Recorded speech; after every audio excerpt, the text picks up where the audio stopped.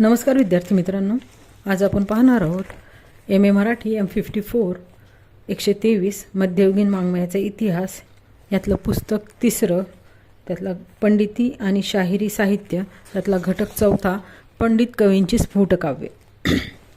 मध्ययुगीन मराठी काव्यप्रवाहात आख्यानक कविता विपुल लिहिली गेली, त्याचबरोबर स्फुटकाव्येही लिहिली गेली.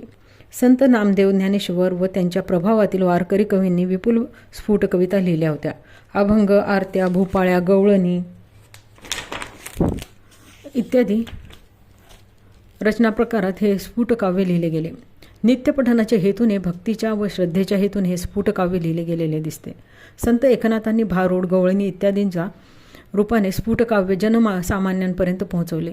भारुडातील रूपक भाव जनसामान्यांच्या भावनांना आवाहन करणारा होता. संत एकनाथांनीही आरती लिहिलेली दिसते. मात्र पंडित कवींनीही जी स्फुट कविता लिहिली त्यामध्ये पदरचनेचा समावेश मोठ्या प्रमाणात आहे. ही पदे कधी त्यांनी आख्यान काव्याला पूरक म्हणून लिहिली, तर कधी पारंपरिक विधी प्रसंगाच्या आवश्यकतेला धरून रचलेली दिसतात. संतांच्या कवितेतील भक्तिभाव व उत्कटता या पदात असलेली तरी पांडित्य अधिक प्रभावी असलेले दिसते. पंडितांनी पदे, आरत्या, भोपाळ्या, पाळणे, कटाव, अष्टके, श्लोके, धावे, स्तोत्र, प्रवास वर्णने इत्यादी विविध रूपात स्फुट कविता लिहिली आहे. भक्तिभाव, परमेश्वराविषयीची आर्तता या काव्यातून व्यक्त झाली आहे. मराठीत पंडित कवींनी विपुल स्फुट कविता लिहिली. विशेषतः कीर्तन, पुराणकथांच्या परंपरेला उपयुक्त होईल अशी ही कविता आहे. अलंकारिक, शृंगार प्रचूर, नादमधुर, रागदारीची जोड असणारी ही पदे पंडितांनी लिहिली. तसेच लौकिक जीवनाचे चित्र रंगवणारी कविता लिहिली गेली. जनसामान्यांना भक्ती प्रवणतेकडे घेऊन जाणारी ही कविता वृत्तछंदात्मक होती.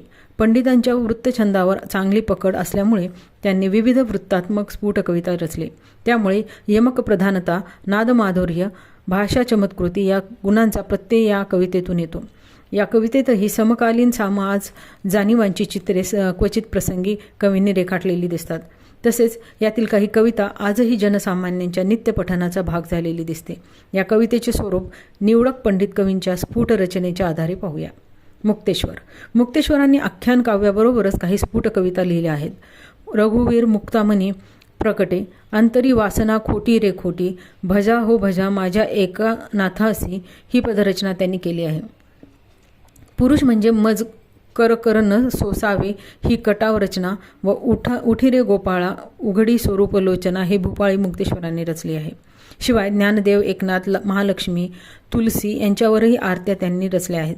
मात्र मुक्तेश्वरांची खरी ओळख महाभारताचा रचनाकार हीच आहे. त्यांची स्फुट कविता तितकीशी लोकप्रिय असलेली दिसत नाही. वामन पंडित.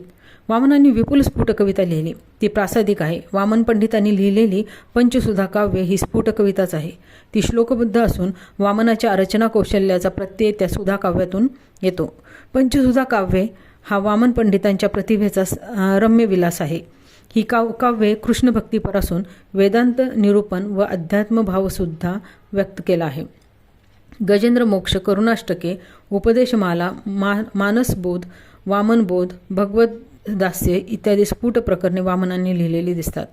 गजेंद्र मोक्ष हे केवळ 12 श्लोकांचे प्रकरण आहे. त्यातील प्रत्येक श्लोक हा माधुर्याची अनुभूती देणारा झाला आहे. हरिविलास या स्फुट काव्यात कालिया मर्दनही फिनफनावरी नृत्य करी हरी हा श्लोक रसाळ झाला आहे. फनावरी नृत्य करी हा श्लोक रसाळ झाला आहे. भरतभाव व वनसुधा ही श्लोकबद्ध काव्ये ही सर्वोत्तम झालेली आहेत. वेणुसुधेचे कृष्णवर्णन चित्रदर्शी शैलीचा उत्कृष्ट नमुना आहे. वामन पंडितांची शब्दरचना व वर्णनशैली मार्मिक झाली आहे. अर्थाला साजेशी शब्दरचना व वृत्त योजना करून त्यांनी काव्याला मोहकता आणली आहे. मात्र यमक आणि अनुप्रासाचा हव्यास हे वामन पंडितांच्या काव्य लेखनात शैलीचे प्रमुख वैशिष्ट्य आहे. त्यामुळेच त्यांना यमक्या वामन ही उपाधी संशोधकांनी दिली आहे.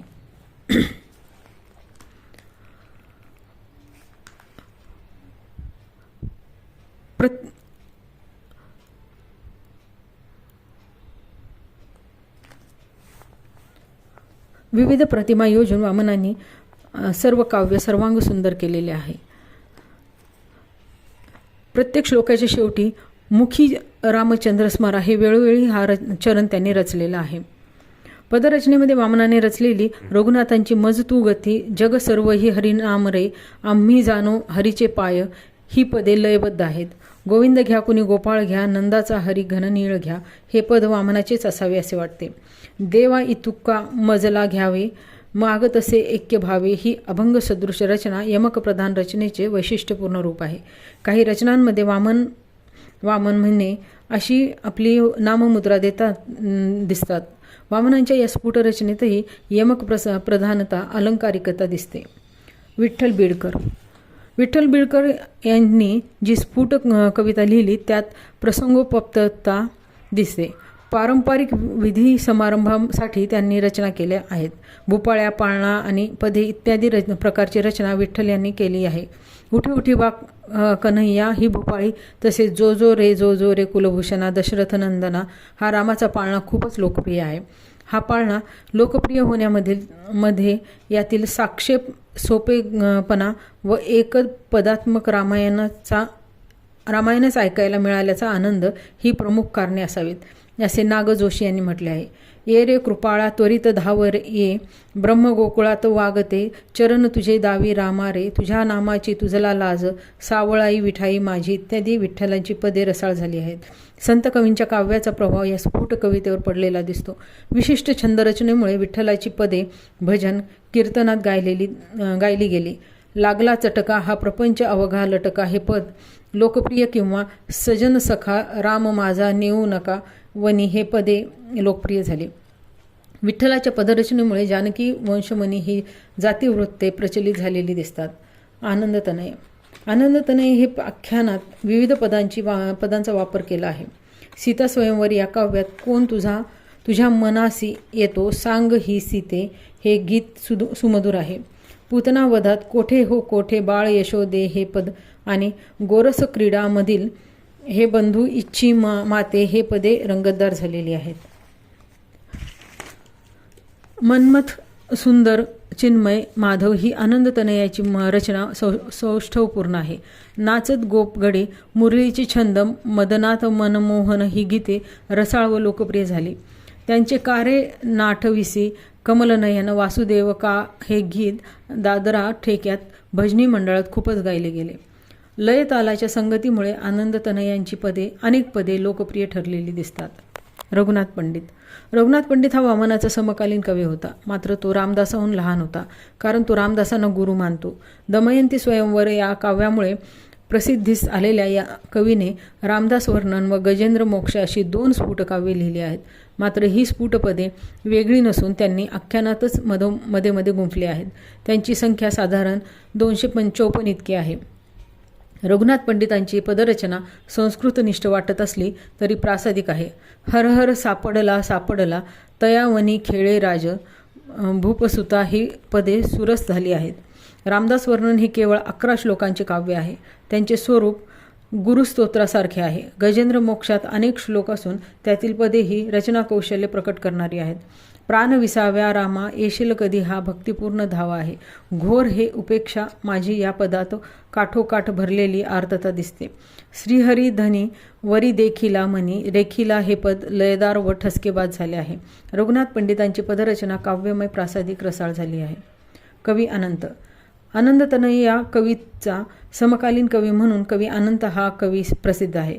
याने 8-9 आख्यानांबरोबरच अनेक पदे रचली आहेत. बिल्व मंगलाचार्य व वैष्णव आचार्यांच्या श्रवणमधुर गोविंद माधव स्तोत्रांचा अनुवाद अनंत कवीने गोपगीते या नावाने केला आहे.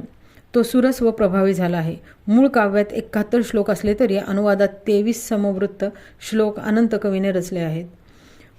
प्रभात काळी जननी यशोदा उठी म्हणजे सत्वर बा मुकुंदा गोपाळ येती तुझला पाहती गोविंद दामोदर माधव येती. मूळ पालुपद तसेच चालू ठेवून अनंत कवीने हा अनुवाद केला आहे. शिवाय भक्तांचा विश्राम रे मनुजा राम भजावा रे मी झड विनार गुरुचा दरबार इत्यादी पदे भजन कीर्तनात रुळली होती. जो जो रे मधुसूदना बाळा जगजीवना हा पाळणा विठ्ठल कवीने रचलेल्या रामाच्या पाळण्यासारखाच आहे. देवीदास व देवदास हा चैतन्य संप्रदायातील कवी होता. त्याने व्यंकटेश स्तोत्राची रचना केली. त्याचे हे काव्य 108 ओव्यांचे असून उत्कट भक्तिभावाने भरलेले आहे. 18 भार वनस्पतींची लेखनी समुद्र भरला मशी करुनी, माझे अवगुण लिहिता धरणी, लिहिले न जाती गोविंदा. ऐसा पतित मी खरा, तरी तू पतित पावना शारंग धरा. तुवा अंगीकार केली या गदाधरा, कोण गुणदोष गणिल. असे आपल्या न्यूनत्वाचे चित्र ते भावपूर्ण शब्दात व्यक्त करतो. उत्कटतापूर्ण शब्दात त्याने व्यंकटेशाची करुणा भाकली आहे. त्याची कृपा होत नाही म्हणून त्याने देवाला बोल लावले आहेत. संत तुकारामांप्रमाणे त्याने आपल्या आराध्याला विचारणा केलेली दिसते. बांधेसुद रचना व प्रासादिकता यामुळे हे काव्य सरस झाले आहे. या ग्रंथाच्या व स्तोत्राच्या पठनाने दरिद्री व्यक्ती श्रीमंत होईल, शत्रूचा निपात होईल, सभा जिंकता येईल असे स्तोत्रफळही कवीने कथन केले आहे. मध्व मुनीश्वर हे मध्य संप्रदायाचे कवी होते. कीर्तन करणे व त्यांचा व्यवसाय असल्याने भक्ती अद्वैतपर पदे त्यांनी उत्तम प्रकारे रचली. मध्वाचार्यांकडून त्यांना मध्व मुनीश्वर ही नामसंज्ञा प्राप्त झाली. त्यांच्या जन्मकाळाविषयी निश्चित माहिती उपलब्ध नाही. इसवी सन 1731 औरंगाबाद नजीक सेंदूरवाड्यास त्यांनी समाधी घेतली.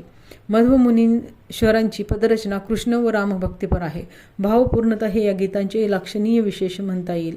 उद्धवर शांतवन करजा त्या गोकुळासी जनांचे हे पद, किंवा हरी तुझी मुरली ऐकून गोड, निरस तरुवर फुटती निघता पल्लव मोड, सखये सजीव होते ते स्थळी निर्जीव खोड, प्रसवीत वांज गाई त्या पुरवीत सर्वही कोड, सखया चुरू चुरू थाने प्राशिती, वत्सेन दिसती रोड, मध्व मुनीश्वर स्वामी तू माझे बंधन तोड, सखया निजपद अपुले दावी तू पुरवी सर्व कोड. अशा नादमधुरता व प्रासादिकता या पदात भरलेली दिसते. पिंगा, गवळण, सौर अशी आध्यात्मिक रूपके त्यांनी रचली आहेत. कृष्ण व राम यांच्या बालजीवनाचे क्रीडावर्णने करणारी पदे मध्वमुनीश्वरांनी रचली. वात्सल्य भक्तिभाव या गीतातून दिसतो. मध्वमुनीश्वरांची कविता लावणी वाङ्मयाचे पूर्वरूप असल्यासारखी दिसते. नादमधुर, खटकेबाज आणि शृंगारपूर्ण अशी पदरचना करून त्यांनी कवितेला नवे रूप दिले.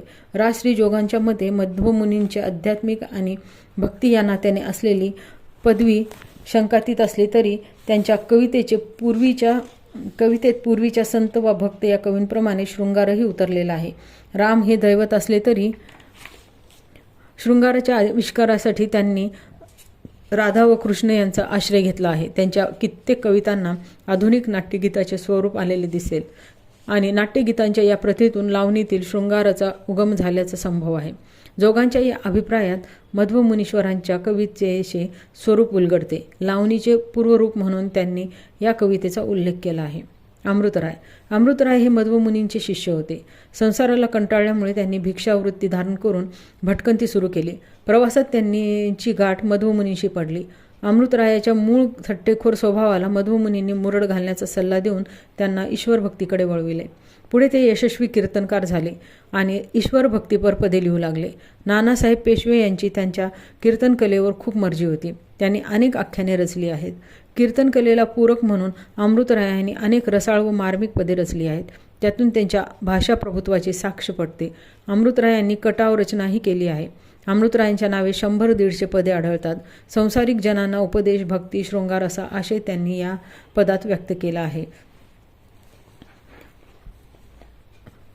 त्यांनी स्वपत्नीचा धांगडधिंगा स्वभावही पदातून व्यक्त केलेला आहे. संसारिक जनांच्या डोळ्यात झणझणीत अंजन त्यांनी आपल्या पदातून घातलेले आहे. जोवर संसारात बरकत आहे तोवर ऐशआराम करता येतो, सारे जवळ येतात अशा मतलबी लोकांविषयी त्यांनी भाष्य केलेले आहे. अमृतरायांची वृत्ती फारच पटकळपणाची होती. सामाजिक विसंगती, व्यक्तिवर्तनातील विसंगतीवर कोरडे ओढणारी अनेक पदे त्यांनी लिहिली.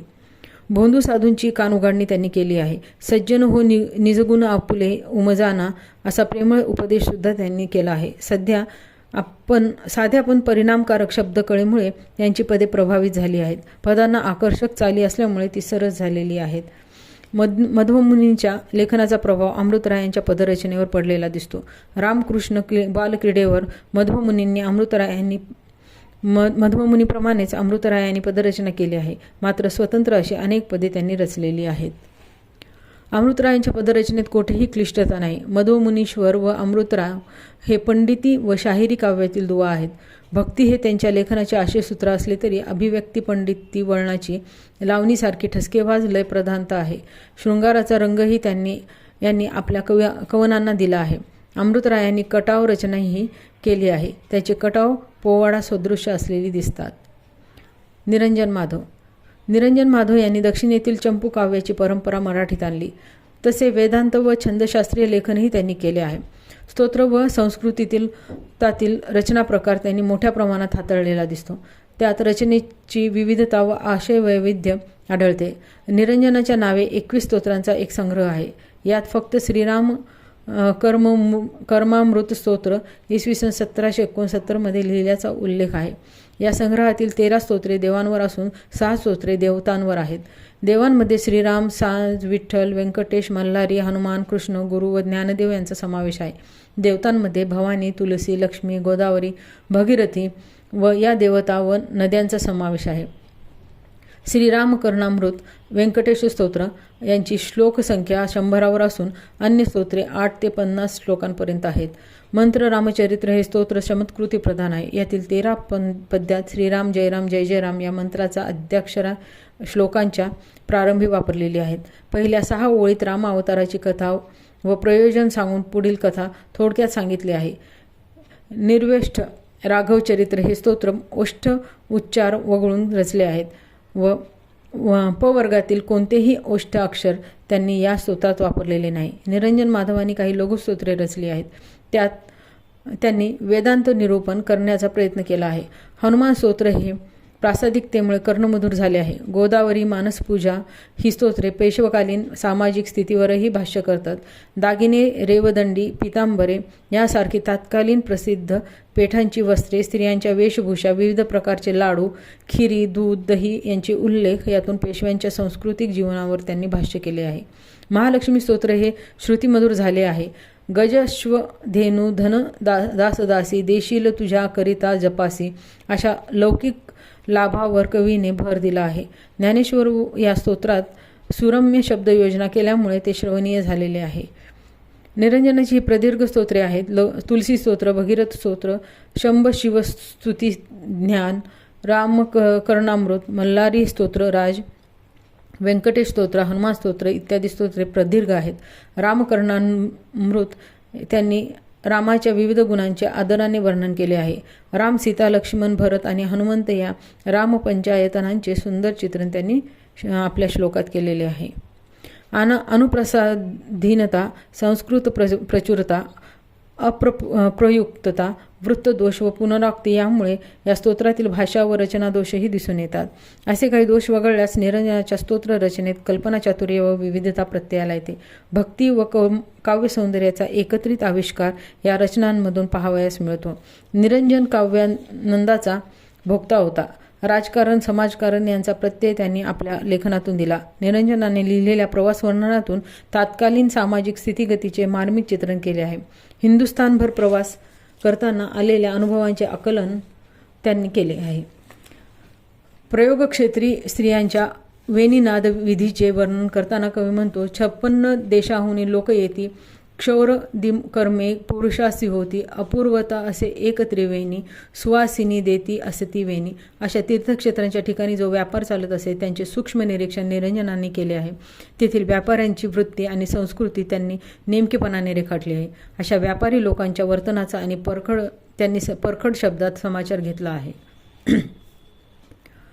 रसिक पूर्ण वर्णन निरंजनाने केले आहे. असे वर्णन असणारा हा ग्रंथ निरंजनाचा नसून कृष्ण नरसिंह शिष्य माधवाने रचलेला आहे असे राची ढेरे यांना वाटते. स्तोत्र रचनेपासून प्रवास वर्णनापर्यंत विविध रूपी कविता निरंजन माधव यांनी लिहिलेली आहे. अध्यात्म, सामाजिकता हे दोन्ही परिमाणे त्यांच्या कवितेला प्राप्त झालेली दिसतात. समकालीन सामाजिक संदर्भाच्या आकलनासाठी त्यांची प्रवास वर्णनपण काव्य अत्यंत महत्त्वाची ठरलेली आहेत. मोरोपंतची जी विपुल कविता केली त्यात स्फुट कविता पाहावी महत्त्वाची आहे. केकावली हे मोरोपंतांचे स्वतंत्र आणि बोधपर काव्य आहे. त्यांनी हे काव्य 2 छंदात रचले आहे. शिवाय स्फुट रामायणे आणि स्त्रीगीते या त्यांच्या लाक्षणीय रचना आहेत. आर्या वृत्ताचा वापर करून त्यांनी काव्य रचले, तसा अन्य वृत्तछंदाचाही वापर त्यांनी केलेला आहे.